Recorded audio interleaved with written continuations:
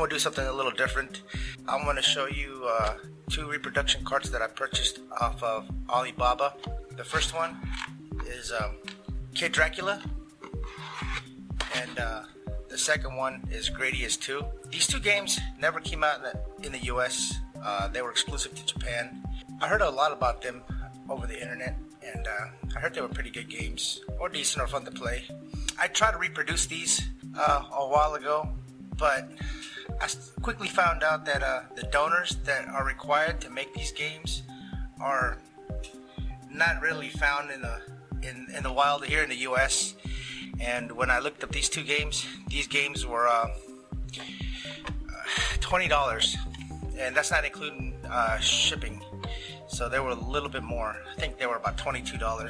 That was around the same price range of making actually the donor. If I actually picked up a donor and decided to repro it, it would cost me more to make it myself than to purchase these. But when I purchased them, I already knew the labels were going to be bad. As you can see, the label looks pretty cheap. Looks like it was printed off a laser printer, and it doesn't even have a shine to it. You can actually see the layers of ink on the label. It's not a very good quality. It's made out of paper, not actually glossy text paper to print off labels. They're not even cut off on the ends, and it's just really shoddy work. It doesn't even have any lettering, the title here on the end label. When it came in this little bag, and I wasn't surprised to see this.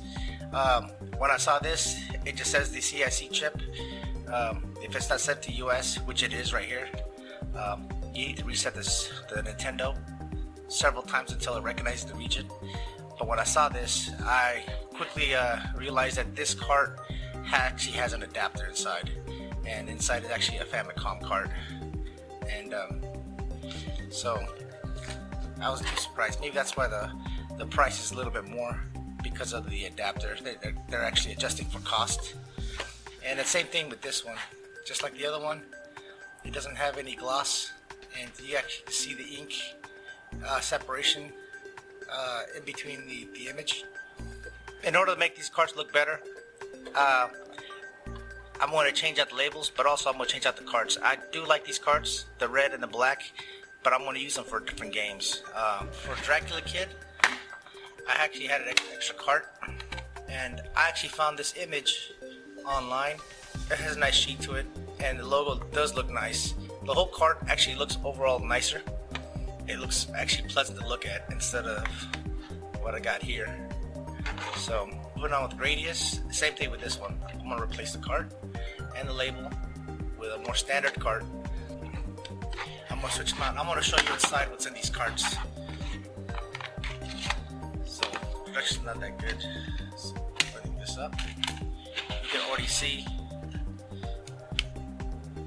what I'm actually paying for. And just to let you know, this is why I actually do my own reproductions. I mean, when you're paying $20, I'm actually paying $20 for this. As you can see, the board is a lot thinner. Oh, just flexed it a little bit. I heard a little bit of cracking. I try to be careful with these. They're not made very well, but they do the job to play the game. Right here, they have a missing battery, but Kid Dracula doesn't have any save features, but that's okay. I'm gonna remove this. See, it's a 60 pin for the Famicom. So if I put it in a normal cart, it'll just work just fine. It actually has the hole and the bits, so you can just lay it down in the Famicom cart and play like our Famicom. Here's the adapter, and like I showed you earlier, that little message I had on the bag, that's the CIC chip that actually changes the regions. That's why you have to reset it so often. And this is what you pay for. And it's actually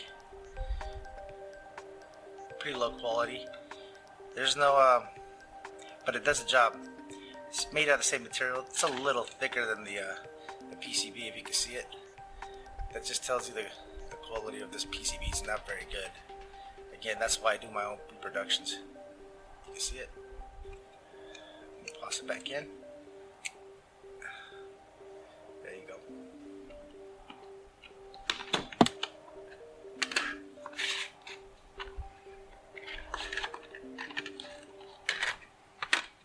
See, the card looks a lot better than the other one.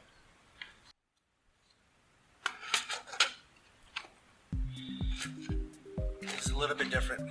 See, this was yellow, but still the same. And again, Gradius 2 is not it doesn't have any save features, so there was no need for them to put a battery adapter in here. And just like the other one, oh, this one's actually thicker. Pull this out. Same type of board. Yep. This board right here in particular is actually just as thick as the adapter. So, in my opinion, it's actually a little better quality. Not by much, but better quality.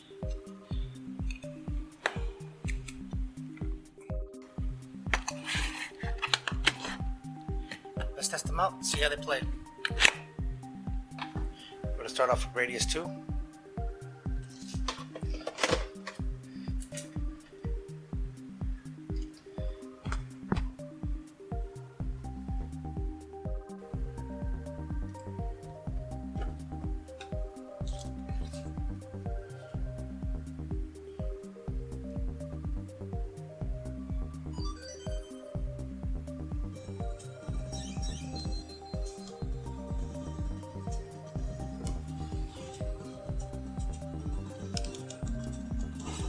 Oh, that suck.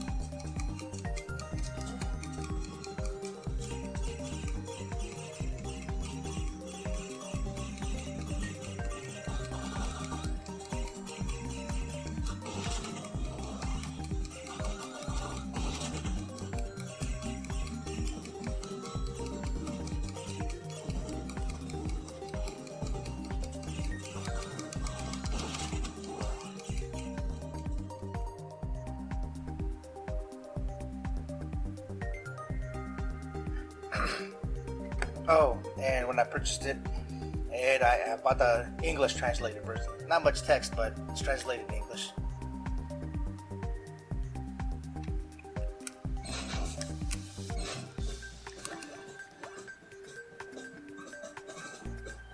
I don't know, a lot of YouTubers have a current hard on for this thing. I don't think it's all that great, but it's fun. But people love it. Look, you can see the Castlevania theme in here. A little cartoony, but it's okay. It looks like sort of like Castlevania 1.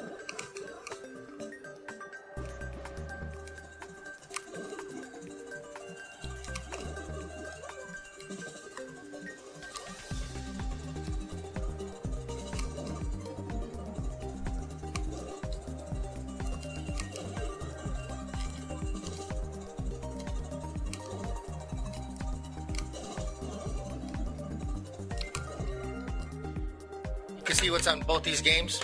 I'll show you what's inside. If you're buying from Alibaba, just expect that's what you're going to be getting. Like these cards, I'll just repurpose them for something else. They're not bad cards. They're not bad games. I actually do enjoy them. But just keep in mind, they're not the best of quality. I've actually bought a Metal Storm. From Alibaba. It worked great. Then it just stopped working. Come and find out, a lot of the pins came out desoldered. It wasn't soldered in very well, so just keep that in mind. They're not that bad, it's just the quality is not that good. But these labels, didn't make them, but I'm going to put them on my link. If you guys want them, you can use them for your own reproductions. I like these labels better than the other ones, so if you want to use them, use them.